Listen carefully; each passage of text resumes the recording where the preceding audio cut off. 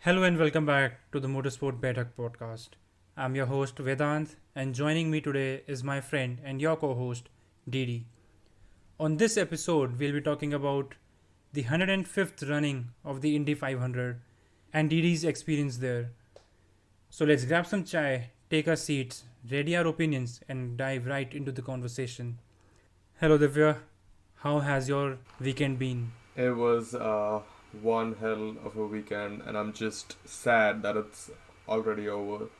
Uh, the drive back from Indy was the longest drive I've ever had. I just didn't want the race to end. Even 500 miles, 200 laps of racing was a little too less for my appetite, which only grew as the day went on yesterday.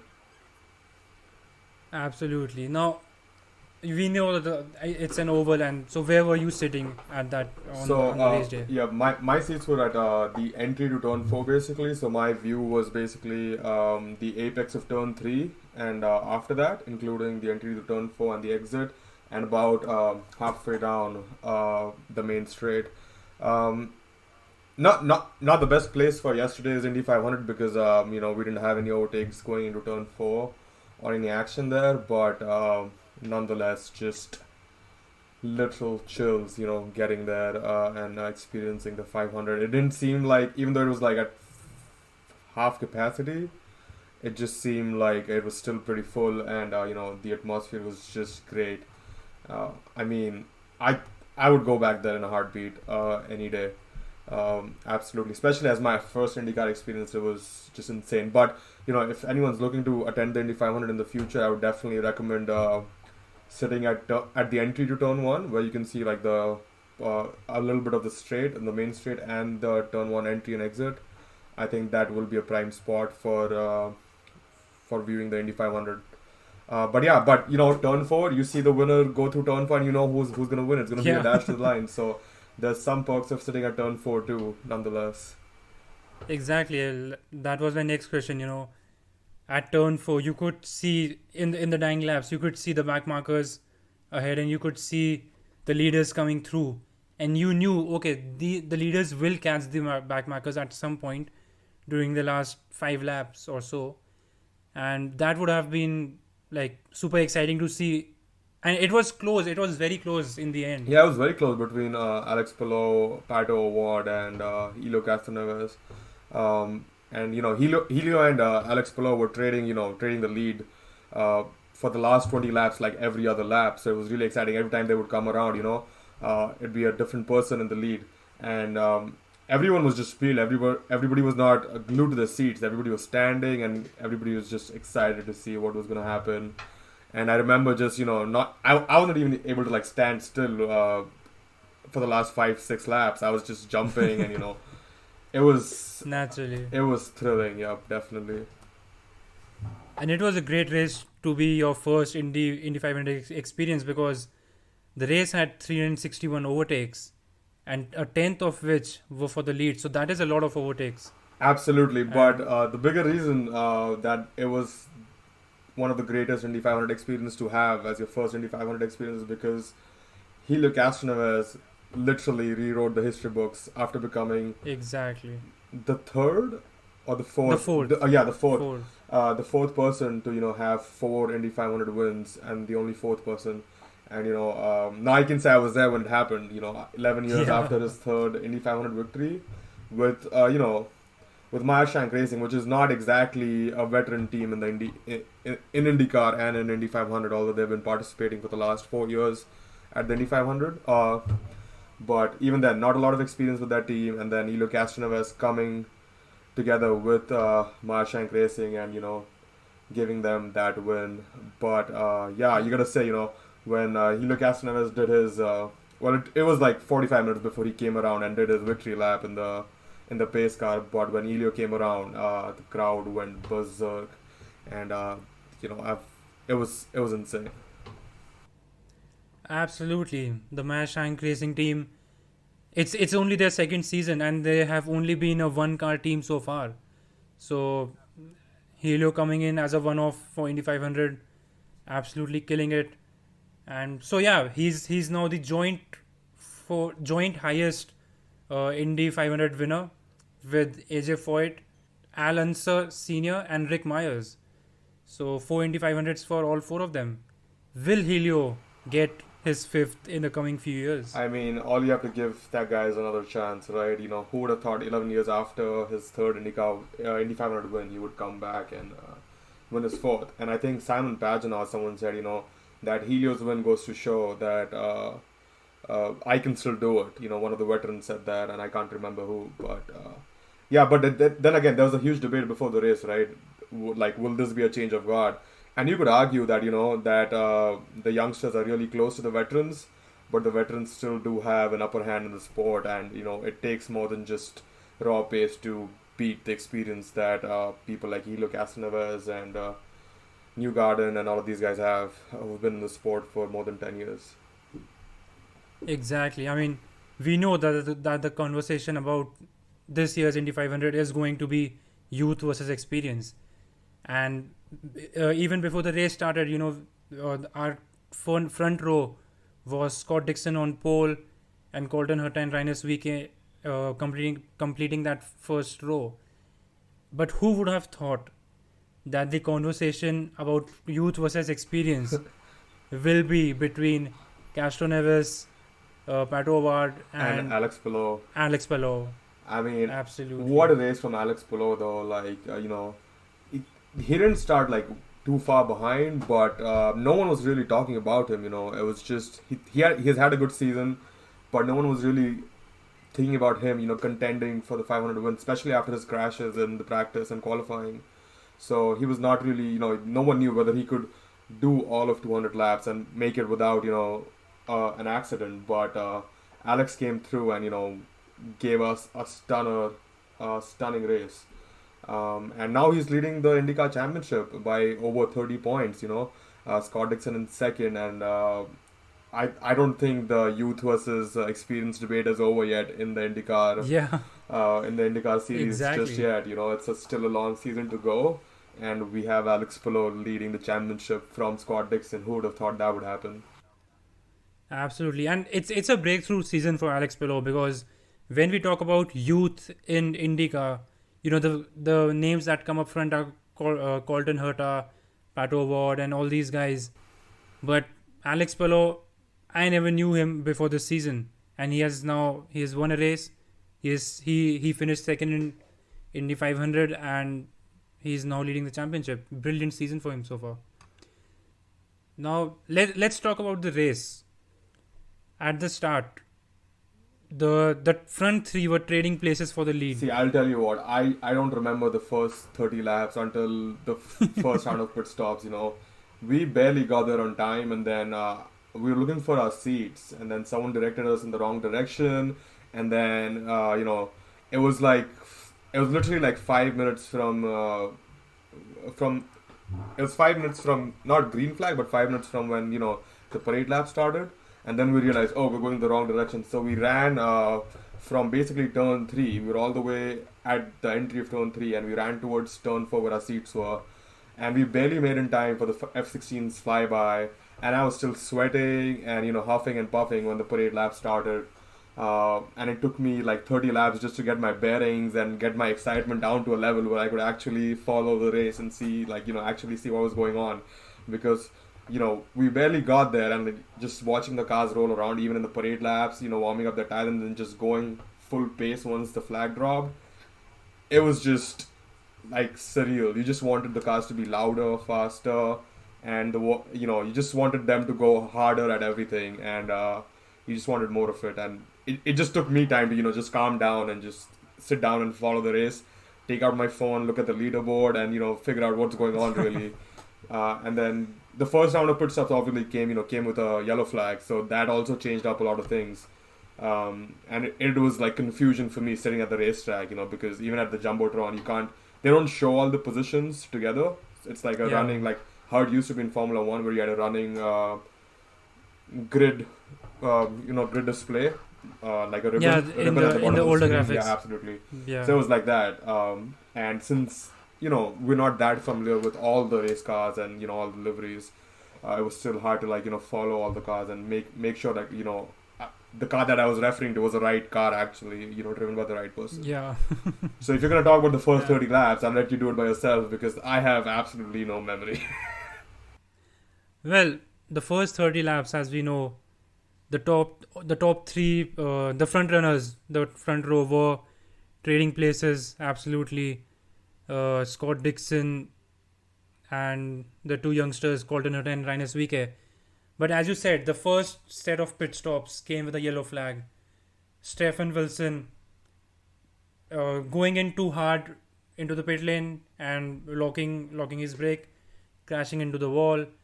Brings out a yellow flag, and the early pitters, which were the eventual leaders of the race, Helio Castroneves, Alex Pello, all these people pitted before the yellow flag, so they gained a lot of places. And unfortunately for Scott Dixon, and I believe it was Alexander Rossi or Will Power who stalled it was Scott Dixon and Alexander Rossi who stalled it, but Will Power entered the pits even before the race began because he had some issue with the car. Will Power was in the pits before, I think after the first parade lap. Okay, I missed the start of the race. So, okay. Yeah, I mean, we nearly did too, and we were supposed to be at the track, so, it's okay. Yeah. But it's interesting how how IndyCar does their, how they, redo the gridding after a yellow flag, that happens when, people are pitting. And I don't really fully understand that rule, and I think that is something that we should look into and explain to our listeners too, because there's some weird math that goes on in the background, that assigns basically the grid positions for those who pitted while it was still green flag, but was still in the pits when it became yellow flag conditions, and something like that. It was a bit confusing at the track. I might still be wrong, but I'm not sure. But interestingly, Rinus VK also pitted with the front runners basically, but it didn't really pan out for him. The 10-lap offset strategy with Helio Castroneves and Alex Palou and all, because Rinus was the first to pit out of everyone. Everyone else pitted like 3-4 laps after Rinus VK pitted. But yeah, that didn't really work out for him. He was on older tires towards the end of the race, and he just like fell further down the order just because of his strategy, and then he lost pace eventually. And we also saw that happen to Connor Daly, who was after the second round of pit stops, Connor Daly was leading the race before and after the second round of pit stops. But again, he lost pace after the second round of pit stop and then fell through the grid again. He just couldn't get heat into his tires, just didn't have the pace anymore for some reason. But again, really heartbreaking for those two teammates who were, in fact, contending for the win for the better part of the race. Yeah, and another driver, our Colton Hurter started second, finished 16th. A very disappointing race for him. Yeah, I don't know what happened there either, because we were following him, and he was in the top 5 after the third, fourth pit stops, and he had been leading the race before that with and he just fell off, and we couldn't figure out what exactly happened. I don't know if you were to catch something sitting from home and watching it on the telly. Well, I missed that too because it is a long race, and getting snacks and going here and there, and I did not leave my seat for the entirety of 4 hours that I was there for. Did not move 1 inch except to take a few pictures, and that was it. I was just transferred. Sorry, go ahead. But my biggest for me the biggest disappointment is Graham Rahal. I mean, he was contending for the win at the halfway mark. He was one of the front runners, and that pit stop error, his rear left was not fitted properly, and that ended his race. So super disappointing for him. I mean, you're talking about that. We skimmed over Scott Dixon. Scott Dixon's disappointment, and he was after Carb Day. Scott Dixon had insane pace. He was hitting 228 while the entire field was doing 226, and Scott Dixon fell to third position after the first couple laps, and from there on it was just downhill. He had a fuel issue, so he went into the pits, I think, and then stalled his car, couldn't get it started. Same for Alexander Rossi, but Alexander Rossi started P10, so wasn't exactly in the contention for the win straight away. And I feel like if Scott Dixon had been in the lead, I still think, it would have been a no-brainer um, for the win to be his at the end of the day. Interestingly, though, not a lot of Scott Dixon supporters at the Indianapolis Motor Speedway yesterday. Not the most popular amongst the fans there.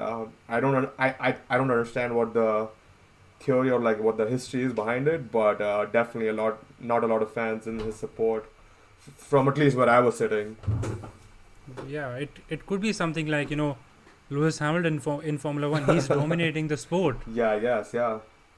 Absolutely. But yeah, coming back to, Graham Rahal, yeah, definitely disappointing, bad pit. And then, thankfully, the aero screen again, saving Connor Daly from a bad injury. His tire flew off and hit Connor Daly. But hopefully, he walked away just fine. So, all's well that ends well, I guess. I wouldn't say the biggest of the crashes we've seen at the Indy 500 ever, but pretty serious nonetheless. Absolutely. Another driver, I want to talk about is Simon Pagino. He started in the 9th row. He started 26th and finished P3 after overtaking Pato Award on the final corner, I believe, or on the final lap. It was not the final corner, but it's the final lap. Final lap. But yeah, you got to give it to Pagino's strategy and the way he saved fuel and ran the race. And he went longer than most people on all his stints, which at the end it just seemed like going longer was towards like the mid and the end of the lap was the better strategy. And then I think Pato Award sent it to get the to win the race basically. He tried to send it towards on the outside of Alex Palou and Helio Castroneves, but it didn't work out for him, and then he ended up losing places to Simon Pagino. But man, great race from Pagino, great race from Pato Award too. He wasn't ever towards the top of the field for the most of the race until the last round of pit stops when he came up P3 and he was right there behind Helio Castroneves and Alex Palou for the entirety of the last 20-25 laps, and it was just thrilling to see the Adam McLaren car out there contending for the win. Absolutely, that McLaren car was right there where it's supposed to be, to gain places from any mishaps up ahead, just like the McLaren of Formula One. Absolutely. But yeah, another driver that surprised me, to be honest, Santonio Ferrucci. He started P23, I guess, and he ended up P6. Absolutely brilliant. Dude, I'm telling you, you get there and you're out of control. You don't know what's happening, and then eventually you start to think that the Indy 500 is going to pan out this way. With Rinus Weeke leading Connor Daly and Colton Hurter and Helio Castroneves in the front, you were like, all right, these guys are gonna finish towards the front at the end of the race. You just don't know what's gonna happen. It is an endurance race at the end of the day, and you just don't know how it's gonna pan out. And Santonio Ferrucci in particular, he had a dreadful start to the Indy 500. The whole, the 2 weeks. The month of May. Exactly. He crashed his car. He was in the hospital, barely qualified, and then he comes through to finish. Get some really nice points. Finish at the end of the day. Absolutely. And even John Pablo Montoya started 24th and finishes P9. And I think that's a great performance. He was nowhere, he wasn't making a lot of moves, and it was a quiet race for him, but just consistent, and he puts it in the points pretty well. Although he's obviously not he's not contending in all the races, but even then, I think that's a great finish for someone coming back to the 500. Exactly, and doing a one-off race in IndyCar is so difficult. We have seen it with Fernando Alonso 3 times now. Absolutely. And it's what Helio Castroneves did, what John Pablo Montoya did. It's brilliant to put your car without any prior experience of that car in the particular season. Absolutely brilliant. Now, any other driver that you want to talk about? I think we'll talk about Takuma. What happened with Takuma Sato and Felix Rosenqvist. Now, they were on an old set of tires and they were about 20 seconds ahead with 10 laps to go towards the end of the race. They were on old tires. I don't know what the fuel. And the longest stint we had seen up till then was 40 laps. I don't remember by whom during the race.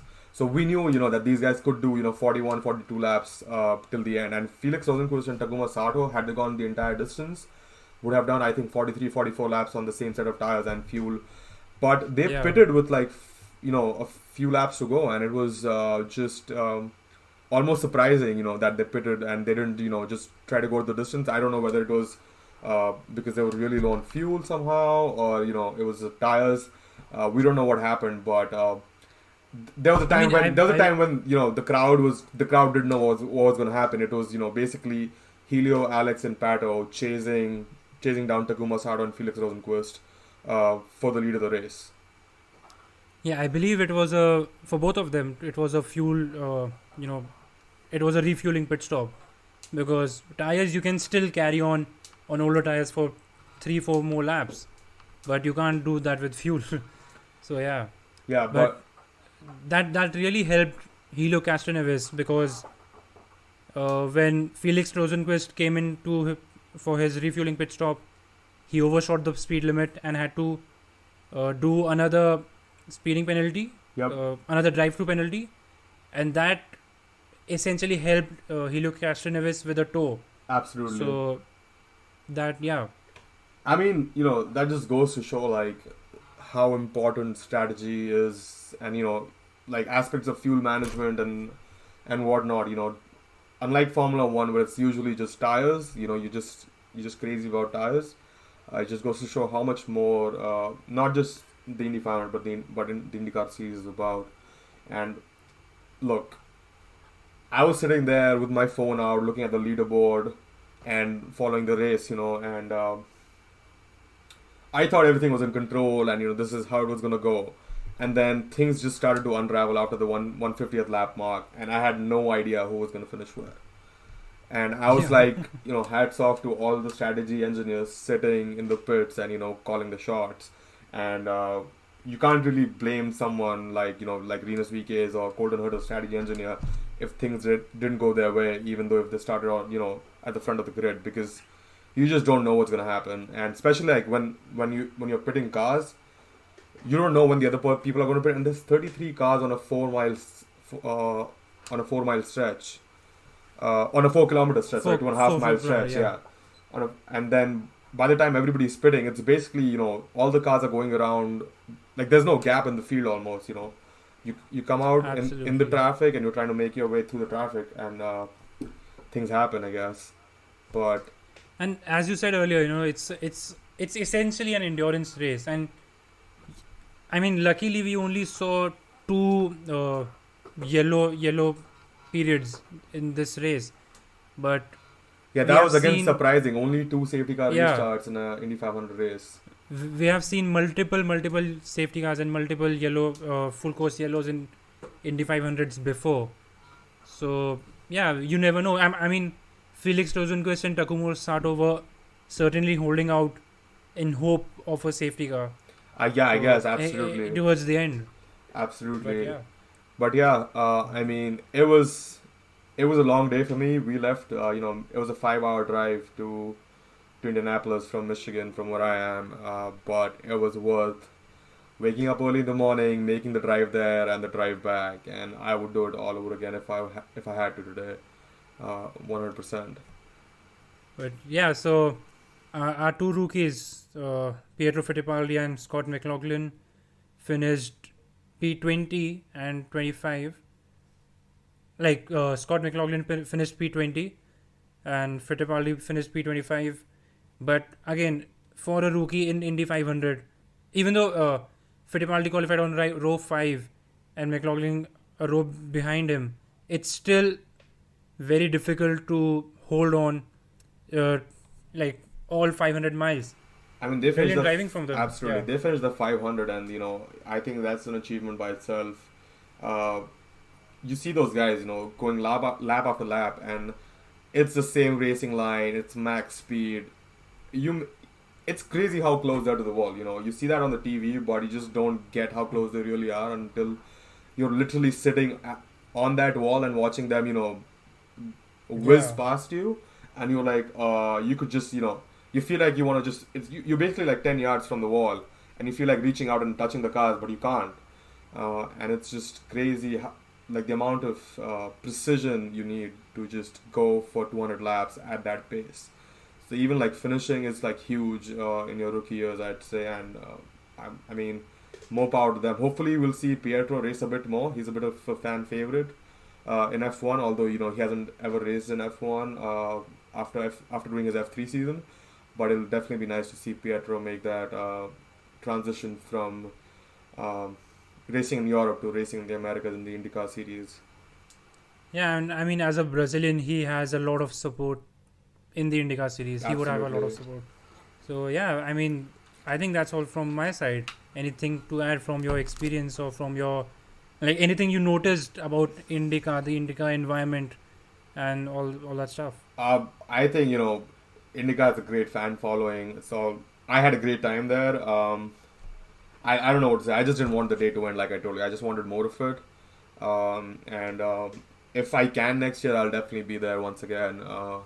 If I'm still around, but if there are people, if there are racing fans who don't follow IndyCar, who haven't been to the Indy 500 but can go there, I would definitely encourage them.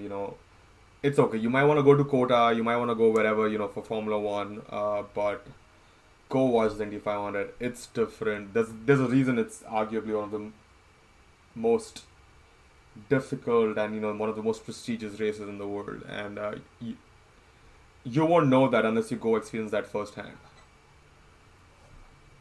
Absolutely, one of the most, as the Americans call it, the greatest racing spectacle on earth. Absolutely, yeah. That is exactly what I was looking for. But yeah, you just don't see average speeds like that anywhere else in the world, right? And even though some might argue, but at the end of the day, it's just going around in circles, and you're like, no, it's way more than that. It's so much more than that. So much more than that. Absolutely. So, just a closing fact. This year's Indy 500 was apparently the fastest Indy 500 ever in terms of, I believe, average speed. And also the qualifying was the fastest ever in terms of average speed throughout the field. So yeah, IndyCar is switching to hybrid technologies in 2024 or 5, I believe, in the near future. There have been talks. So I believe 2-3 years till that switch happens, it will get faster and faster. Yeah, I think they could grow faster. They're just limited by their aerodynamic grip that they have right now. Yeah, I mean they do need a low drag setup, so that's why we see the IndyCar cars without any wings. I mean it's literally no wings. It's just absolutely one plank on the front and one plank on the rear. So yeah. Yeah, and I can't even imagine what it is to be there with all of 300,000 fans in the stands. Yeah, it was only 40% this time, I believe. Yeah, and it was still a great experience. But yeah, that's all from my side. It's hard to put into words what my experience was about, but I would highly encourage anyone who can make the journey to definitely make it as soon as possible. Absolutely. I mean, visiting a motorsport event is a different feel in itself. And visiting IndyCar, visiting the Indy 500 is should be in your bucket list. It should be in your bucket list if you're a motorsport fan. Definitely did check that off, and those tickets that we had from the Indy 500 are definitely going to get laminated and put somewhere on my bedroom wall when I get home, I guess. Absolutely. Well, that's all from our side. And thank you for listening to us, and we'll catch you on the next one.